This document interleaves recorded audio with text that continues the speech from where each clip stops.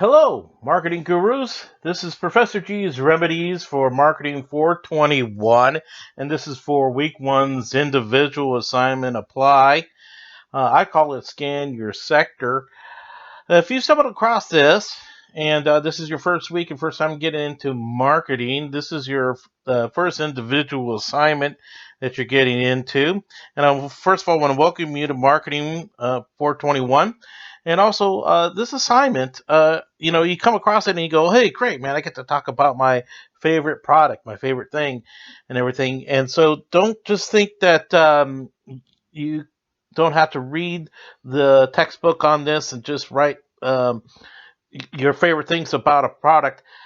Please dive into chapters 1, 2, and 3. I'm going to go over these things and show examples from it so you know where exactly to go in the textbook so you're not wandering around in there. But as facilitators and getting assignments from students, we want to see that you're understanding these marketing concepts and objectives from the course. So by using terms out of the textbooks, it really helps us to know that our students are comprehending the concepts and delivering it in a way that is meaningful to them. So please go ahead and dive into the textbook. So let's get started. So the scenario here is that you're going to be using the 4 Ps of marketing and marketing strategy concepts to discuss why you enjoy your favorite product. Now, the class affords Oreo cookies. I'm going to keep with that as an example, but you can do your own product. This is a product and not a service. And if you know the difference or don't know the difference, I'm going to tell you. A service is something like, plumbing repair or oil exchanges at Pep Boys or Midas. Restaurants are a service. A product is something you could actually physically hold and use, like a computer, a car, tennis shoes, Oreo cookies, things like that. That's a product. So let's make sure that you stick with a product that you enjoy. If not, I don't know about you, but I enjoy Oreo cookies and I don't mind going with that.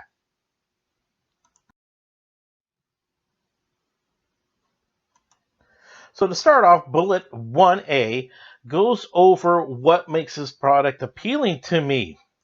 So I like to go right into the definition of marketing to start this off. So marketing is the activity set of institutions and processes for creating, communicating, delivering, and exchanging offerings that have value for customers, clients, partners, and society at large. So when we're talking about a product's appeal, it's got to appeal to the right target market and stakeholders. And so marketing seeks to solve a problem. What problem does this product solve? Obviously, Oreo cookies solves many different problems, I guess. If you think you ever have that problem, I do. Sometimes if I eat some kind of garlicky food, for some reason I want something chocolatey and sweet, and Oreo cookies kind of fits that perfectly, and that's where I find its value is there. It's like, is it worth the money to spend on it? Yes, it is. And then what are its features and benefits? Features are the actual things like it's just chocolate wafer. It is the creamy frosting. Okay, but what's the benefits of it? Oh, the chocolate wafer is crunchy, and then the filling is soft. Those type of things is features and benefits of a product. So, and then the bullet one, the second part of it is pretty much asking you, who would buy something like this? Who is this person like me that would buy it? Well, there's some things you probably want to go over, discuss, and kind of focus on and amplify. So things like a person's age, similar age, income, education level, the life phase. Is this person uh, young married, or is this older retired? Is their lifestyle? Well, you could have an active lifestyle being young and married as well as being older. So what's their lifestyle? Are they active? Are they people who are artsy? What's their lifestyle like? Uh, Location. Where do they live? Are they in the suburbs? Are they mostly urban? And then ethnicity may have a lot to do with that, especially the type of choices of food you eat. Is how what did you grow up? How did you grow up? Kind of also dictates your favorite foods at time. And then you're going to take a look at how they make these purchases. Are they such a big fan of Oreo cookies they would buy any type of Oreo cookie out there in quite often frequency? Are they loyal to the brand? Um, do they have specific tastes? They wouldn't consider anything less than an Oreo cookie.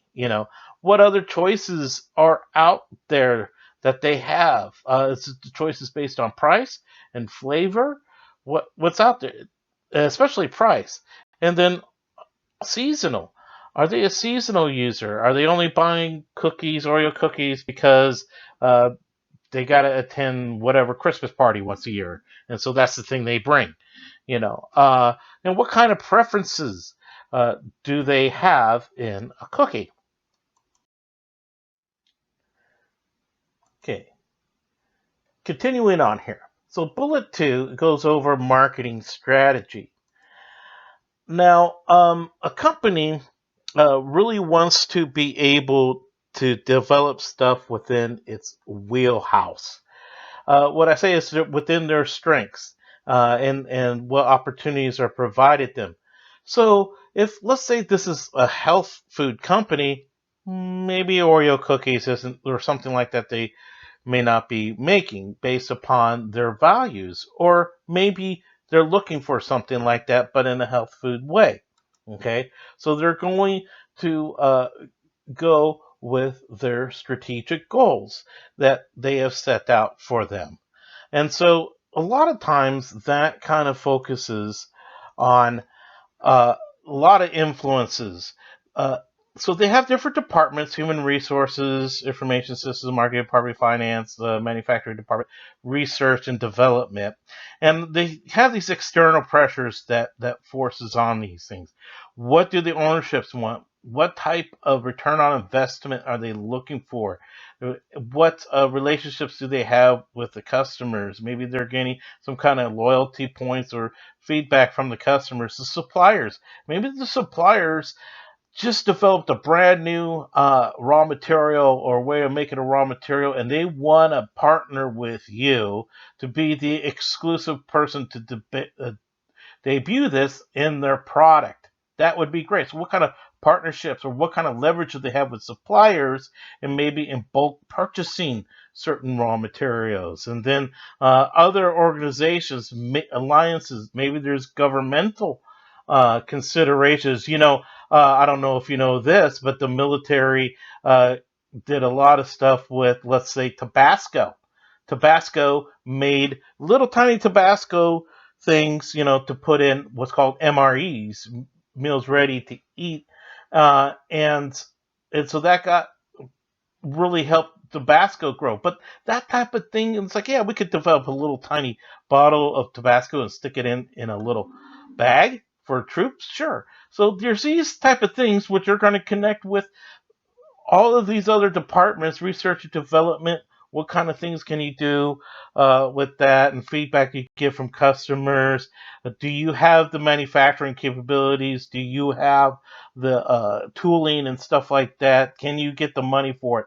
And then, so the senior management can make a decision. And then also, a big portion of this is the environmental forces. So you want to take a look at some of these environmental forces. We're going to go over it later in chapter 3, but you're going to take a look at what's the competition doing. How far along are we with technology? Things like that. What's the economical considerations that we have? Do we need some kind of uh, item that we can make cheaply just to generate some profits for us in some harsh economic times? What are we looking at doing? So all of those things, right, are considered their competencies. Do they have the right competencies and sales force, what have you, in their marketing department? to get their products out? Do they have the capital through the finance department? Can they get loans, leverage some loans and certain things? How's their distribution? Can they work with their distribution uh, partners to get things to the right places? And then do they have the right development uh, as well? Do they have some research and development department, or do they partner with outside universities or whatever for research and development? And then lastly, competitors is a huge consideration as well. What's the competitors doing? What new things do they have out?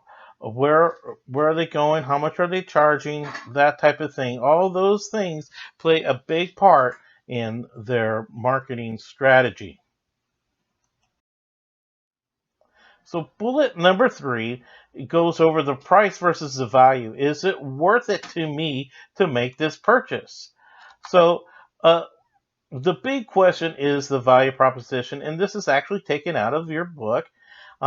Direct quote here is a cluster of benefits. Value proposition is a cluster of benefits that an organization promises customers to satisfy their need. And so, do these cluster of benefits uh, equal the amount of money I'm going to be spending? And then, if so, I'm going to make an exchange. Is the trade of things of value between a buyer and a seller so that each is better off after the trade? So, real quick story here. When I was much younger, my mom wanted to teach me the value of hard work and earning something. And I remember back then, and still am now, very much into the rock band Rush. And I wanted one of their tapes back then.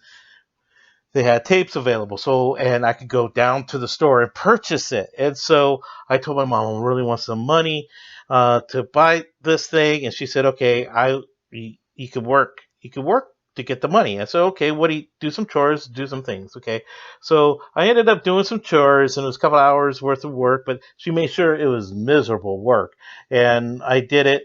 And I got the money, ran down to the store to pick up the tape, and I really had to think, is the amount of time I work to earn that money worth what I get from that tape, from that music? Is it going to be worth it? A lot of times we think about that. Is the several hours I have to work in a week worth me going out for $100-$200 meal with my family? That's, for me, that's several hours worth of work. Is it worth doing something like that? And so that's something to consider. Is the value worth the exchange? Bullet 4 goes over getting products to the customers. Now, I don't expect, and I don't think any other instructor expect you to understand and know in depth distribution, because that's much later down the road on week 4. Uh, but there are some things that you should consider in order to develop something to submit for this. And so I want to go over some of this stuff with you now. So anything in marketing or what a business could do, you could talk about the product all day long. And a lot of students do like to talk about products that they're excited about. However, unless that product can go down and make some money downstream for the company, it's really not worth talking about unless you talk about all the other factors in it to make the company some money. So I call these marketing actions. Everything you talk about with your company and your product, you might be really proud of it, but if you can't talk about the marketing actions, then you're just kind of just spinning your wheels. So in order to talk about these things, it's got to end up downstream. What's our end game? What's our goal? Well, you got to talk about some of these things. And this is, okay, are you selling it in the right places? Is it online? How many people are going to be picking this stuff up? How many competitors are out there to consider? If you got a competitor at a convenience store with Oreo cookies, Well, guess what? You know, you got to be right next to that for the customer to make a choice. You know, do I have eat Oreo cookies or do I eat Hydrox?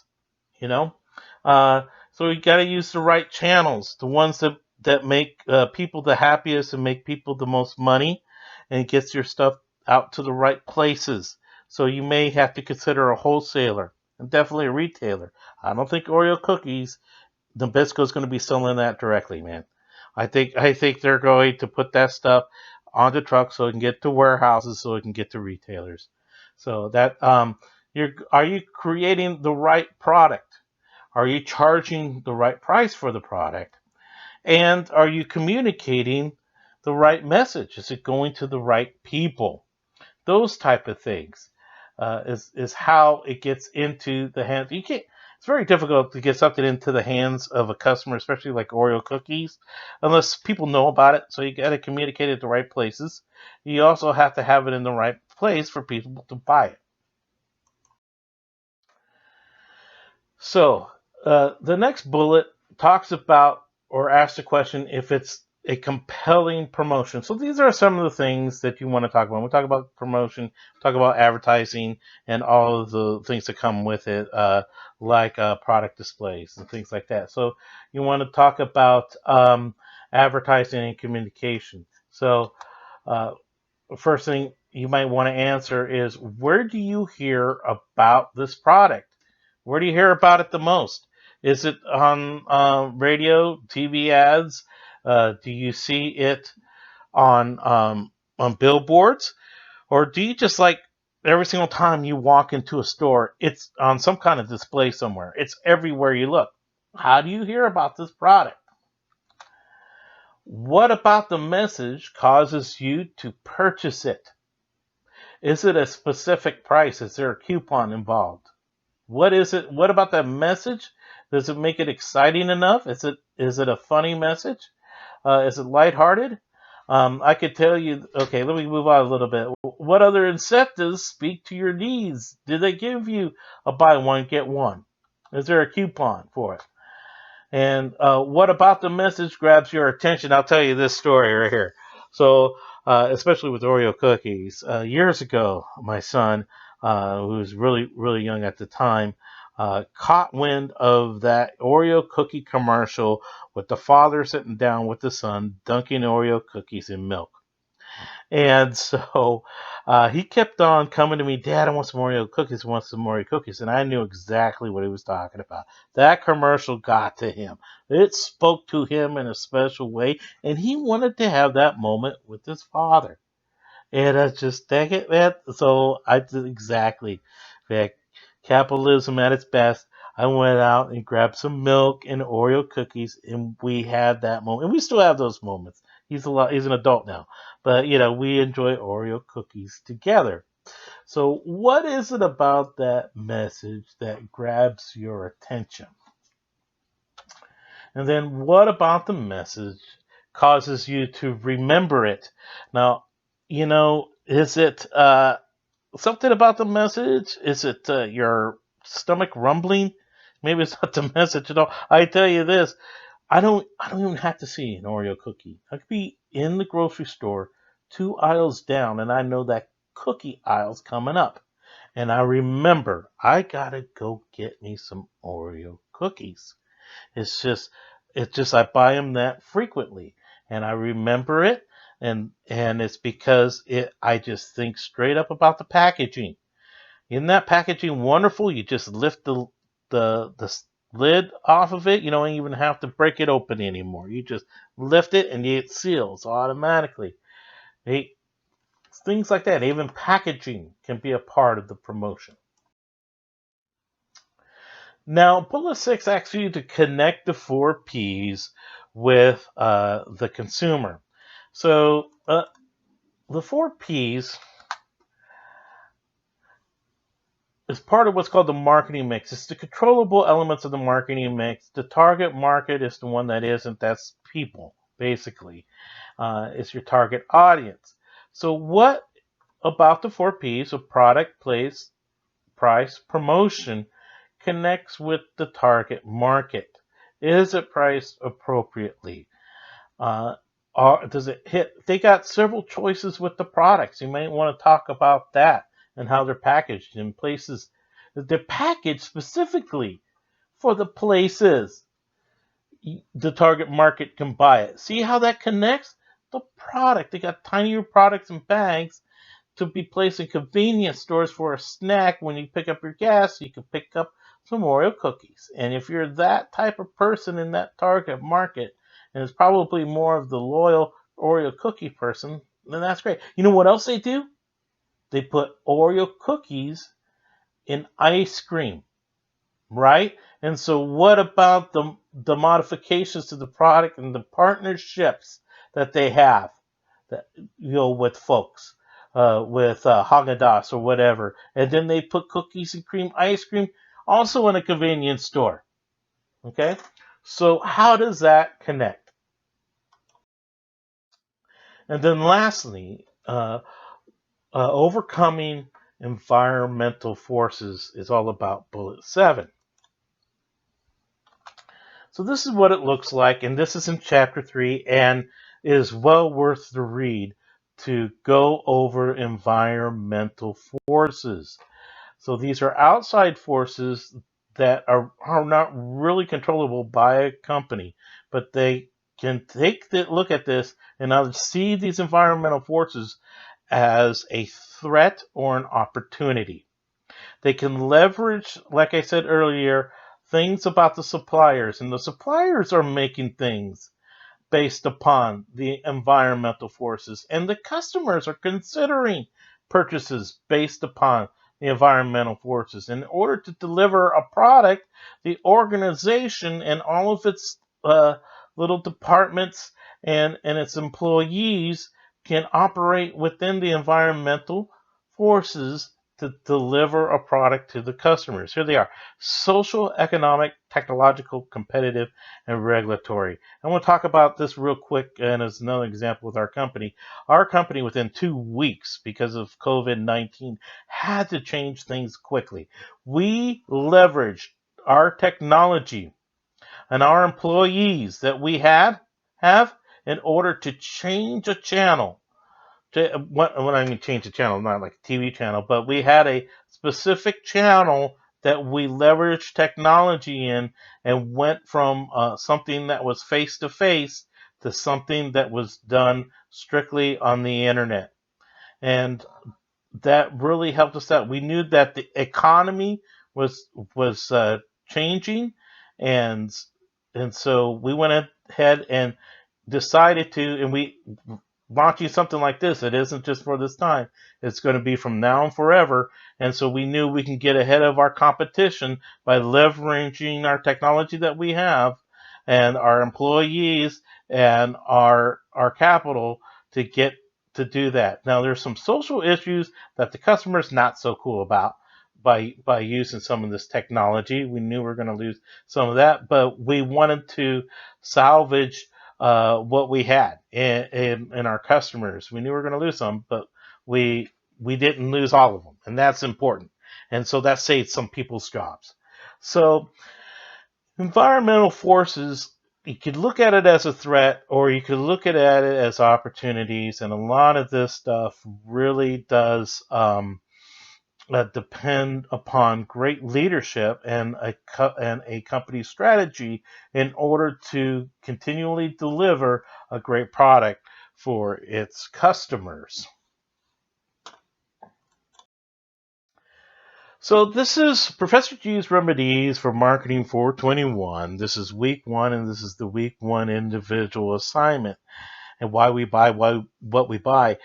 And if you have any questions or you wanted to say something in the comments below, that'd be great. If there's something I can improve upon here, let me know. A lot of the stuff I couldn't use the words that were on the University of Phoenix's website, so I had to go about it this way. But if there's anything I can improve, please let me know in the comments. And you guys have yourself a great day.